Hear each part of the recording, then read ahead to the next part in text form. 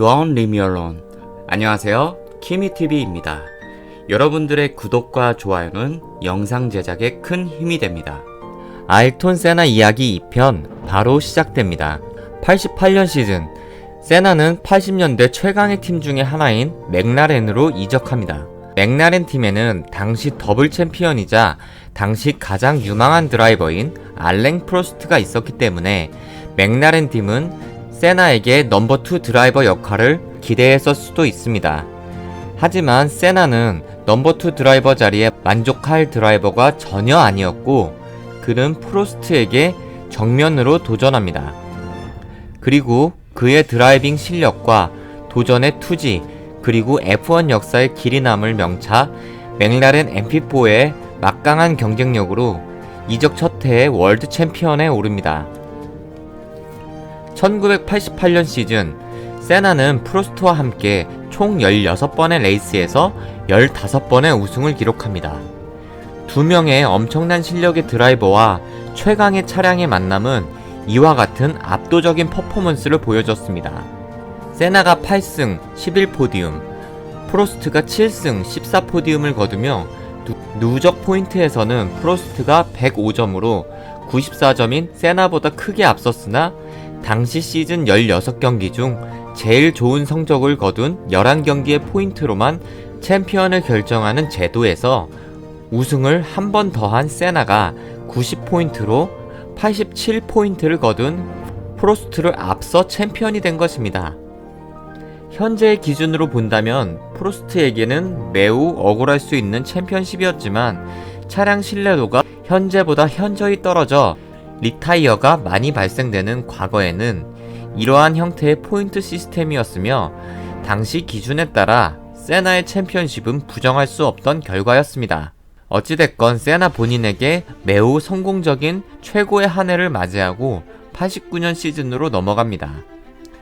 그리고 89년 시즌부터 세나와 프로스트 이 둘 사이에 갈등이 흐르기 시작합니다. 사실 이 갈등은 이미 예견된 것으로 두 사람의 상반된 성격을 보면 예견된 결과이기도 했습니다. 아마 팀메이트로서 그리고 라이벌로서 이만한 긴장감을 전달하는 드라이버가 또 있었을까 싶을 정도로 퍼스트, 세컨드 여부를 따질 수 없는 관계였습니다. 우선 프로스트는 상당히 냉정했고 레이스를 철저하게 분석하고 계산하면서 드라이빙하였으며 불필요한 동작을 줄이고 경기를 부드럽고 깔끔하게 이어나갔습니다. 하지만 세나의 경우는 무척이나 공격적인 성향을 보여줬으며 계산하기보다는 본인이 느끼는 감각대로 드라이빙하는 스타일이었습니다. 따라서 팬층도 확연히 달라질 수밖에 없었고 심지어 미케닉들조차 세나 진영과 프로스트 진영으로 나누어졌다고 합니다. 이 둘은 시즌 내내 크고 작은 경쟁을 하면서 프로스트는 치밀하게, 세나는 격정적으로 맞서 싸웠습니다. 당시 프로스트의 팬들은 세나가 너무 거칠게 프로스트에게 도전한다고 비난했고 세나의 팬들은 프로스트가 세나의 앞길을 막는다고 비난했습니다.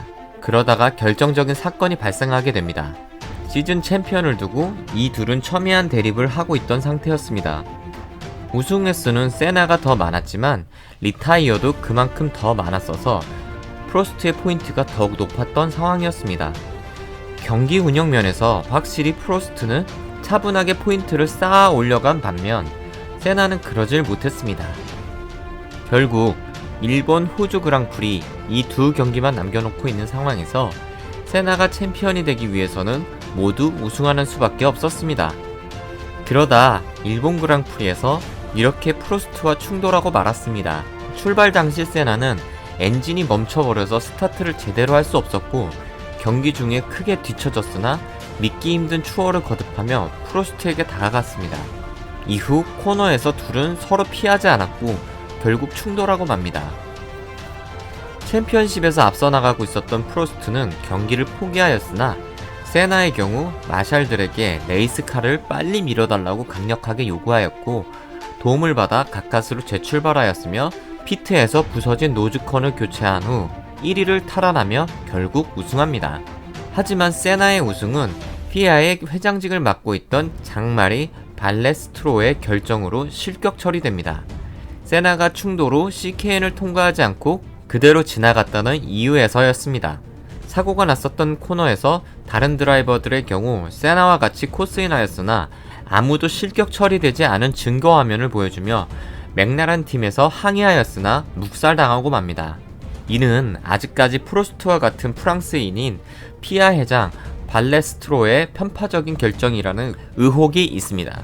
어쨌든 세나는 그의 프로스트에게 월드 챔피언 자리를 넘겨주고 시즌을 마감합니다.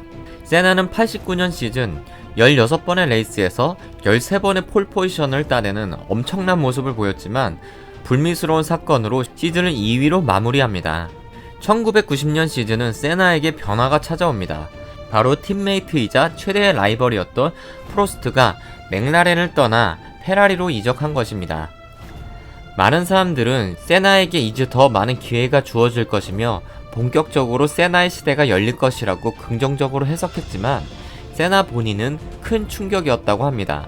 프로스트는 세나보다 먼저 챔피언이 된 선배로서 세나가 끊임없이 뒤쫓아가려고 했던 대상이었고 경쟁을 통해 성장시키는 최고의 라이벌이었기 때문입니다. 어쨌든 세나와 프로스트는 90년 시즌에도 계속 라이벌 관계를 유지했었는데 그 둘 간의 큰 사건이 다시 스즈카에서 일어나고 맙니다.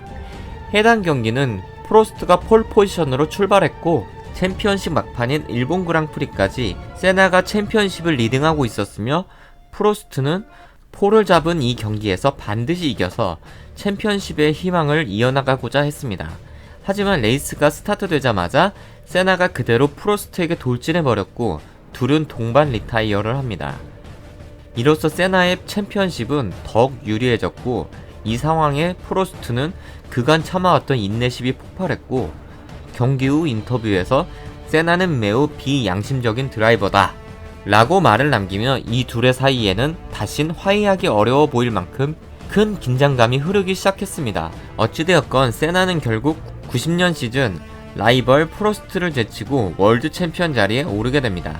91년 시즌 프로스트는 최악의 성능의 페라리 레이스카로 인하여 고전하였고 팀과 마찰 끝에 시즌 중 해고되는 초유의 사태가 있었으며 라이벌이 부진하자 더 이상 거칠 게 없었던 세나는 91년 시즌 무난히 트리플 챔피언 자리에 오릅니다. 그의 경력에 정점을 찍은 시기이자 그의 마지막 챔피언십이었습니다. 92년 시즌 맥라렌의 라이벌 팀인 윌리엄즈는 F1 역사상 최고의 디자이너로 꼽히는 아드리안 뉴이가 있었고 이미 위대해져 있던 패트릭 헤드도 있었습니다. 이 두 사람은 92년 FW14B라는 그야말로 사기적인 성능의 레이스카를 만들어냈습니다. 윌리엄즈의 차량은 성공적으로 개발해왔던 액티브 서스펜션을 가지고 있었고 트랙션 컨트롤을 삽입했으며 그 외 실로 엄청난 전자장비를 탑재하여 맥라렌의 차량보다 월등히 우세한 차량이었기에 세나는 고전을 피할 수 없었습니다. 만셀은 해당 시즌 윌리엄즈 차량으로 세나가 이전 시즌 기록했던 폴 포지션보다 많은 무려 14번의 폴 포지션을 달성했고 시즌 9승이라는 엄청난 기록을 세우며 세나를 제치고 챔피언이 됩니다. 이러한 상황 속에서도 세나는 모나코에서만큼은 차량의 격차를 극복하고 만셀의 추격을 뿌리치며 우승하는 모습을 보여줍니다. 그렇게 92년 시즌을 3번의 우승을 기록하며 마칩니다. 그리고 93년 시즌 드디어 프로스트가 윌리엄즈 팀으로 F1에 복귀했을 때 세나는 무척 기뻐했습니다. 프로스트의 존재는 세나에게 있어서 그의 레이싱 능력을 한계치까지 끌어내게 한 선의의 라이벌이었기 때문입니다. 실제로 세나는 프로스트가 일시적인 은퇴를 했던 92년 그답지 않게 의욕을 잃어버린 모습을 자주 보였고 개인적으로 프로스트에게 연락하여 의욕이 없다는 이야기를 했다고 전해지기도 합니다. 어쨌든 93년 시즌 막강한 윌리엄즈 차량을 앞세워 프로스트는 커리어 통산 4번째 챔피언이 되었고 세나는 5번의 우승으로 시즌 2위를 기록합니다. 93년 시즌이 끝나고 세나는 맥라렌 팀의 경쟁력에 대한 의문을 품게 되었고 다시 한번 프로스트와 함께 같은 팀에서 경쟁하고자 윌리엄즈로 이적을 감행하였습니다. 하지만 안타깝게도 프로스트는 미련 없이 완전 은퇴를 선언합니다. 어쩌면 프로스트는 세나와의 경쟁을 더 이상 버티기 힘들었던 것 같습니다. 세나의 또 다른 윌리엄즈로의 이적 이유는 윌리엄즈 팀이 92년과 93년 시즌 높은 성능의 드라이브 어시스트 전자장비로 인해 압도적인 경쟁력을 갖춘 팀이었기 때문입니다. 하지만 94년 시즌 기술 규정 변경으로 윌리엄즈의 장점인 전자장비 사용이 전면 금지되었고, 윌리엄즈의 차량은 밸런스가 무너지며 드라이브하기 힘든 차량이 되었습니다. 그리고 새로운 라이벌로 떠오른 베네통 팀과 마이클 슈마허는 매우 강력했습니다. 세나는 베네통 팀과 슈마허가 불법 장비인 트랙션 컨트롤을 사용하고 있다고 의심했고, 이 부분은 어느 정도 합리적인 의심으로 밝혀졌습니다. 이와 관련된 내용은 별도의 영상으로 다룰 예정입니다. 어쨌든 이런 불리함과 밸런스가 무너진 차량으로도 브라질과 일본 그랑프리에서 슈마허를 따돌리고 폴 포지션을 차지했지만 결국 두 번 다 슈마허에게 밀리며 리타이어하고 맙니다. 그리고 94년 시즌의 3차전 이탈리아 산 마리노에서 세나는 폴 포지션을 차지했습니다. 시즌 3경기 모두 폴 포지션 기록. 하지만 예선 도중 세나와 함께 맥라렌 시절을 함께 보냈던 그의 옛 동료 라첸버그가 예선 도중 방어벽과 충돌하며 사망하는 사고가 발생했습니다. 이 사건으로 세나는 큰 충격을 받았습니다. 또한 당시 막 데뷔한 바르첼로도 사고로 인해 의식을 잃었을 만큼 유독 94년 이몰라에서는 레이스 전부터 대형 사고들이 발생했습니다. 그리고 본선 레이스에서 세나는 폴 포지션에서 출발하여 경기 내내 슈마허보다 앞선 1위를 유지하면서 좋은 컨디션을 보여줬습니다. 하지만 결국 고속 코너인 탐프렐러 코너를 세나는 시속 300km 이상의 속도로 진입하였고 돌아나가지 못해 그대로 콘크리트 벽에 충돌하고 맙니다. 사고 직후 세나는 응급치료를 받았고 헬리콥터로 긴급히 병원으로 이송되어 수술을 받았지만 사망하고 맙니다. 사망 원인은 충돌로 부서진 라이트 프론트 타이어와 서스펜션이 세나의 머리를 강타하였고, 이로 인하여 치명적인 두개골 골절 및 뇌손상, 측두 동맥이 파열되는 치명적인 부상을 입었습니다. 세나의 사고의 원인에 대해서는 차량의 결함, 다운포스의 변화로 인한 그립 상실, 세나의 실수 등 여러가지 설이 있지만 명확히 밝혀진 내용은 없습니다. 관련 내용은 향후 별도의 영상으로 다루도록 하겠습니다. 그의 파손된 차량 안에서는 오스트리아 국기가 발견되었는데 예선에서 사망했던 라첸버그를 경기 후 추모하고자 했던 것이었으며, 이는 많은 팬들을 더욱 가슴 아프게 했습니다. 세나의 장례식은 국장으로 치러졌습니다. 브라질 국민들에게 그가 어떤 존재였는지를 실감나게 하는 장례식이었으며 많은 국민들이 슬퍼했습니다. 세나는 고국을 너무나 사랑한 드라이버였고 언제나 고국에 있는 가난한 아이들을 걱정하고 지원하는 따뜻한 인간미를 지니고 있었습니다. 그가 휴가 중에 수많은 음식들과 옷가지들을 뗏목에 실어 우지마을로 향하는 모습이 파파라치에게 잡힌 유명한 일화는 그가 브라질 국민에게 단순히 스포츠 스타가 아닌 국민적 영웅이었다는 것을 짐작할 수 있습니다. 세나의 사망 후 수많은 안전 제도들이 도입되었고 드라이버의 안전에 대한 인식이 크게 바뀌었습니다. 그의 사고 이후 사망한 드라이버는 2015년 줄스 비앙키 외에는 없습니다. F1은 인디카, WEC, WRC 등 메이저한 카테고리 레이싱 중 가장 안전한 스포츠가 되었으며 이는 세나의 유산이라고도 할 수 있습니다. F1 역사에서 세나보다 더 뛰어난 기록을 남긴 드라이버들이 있습니다.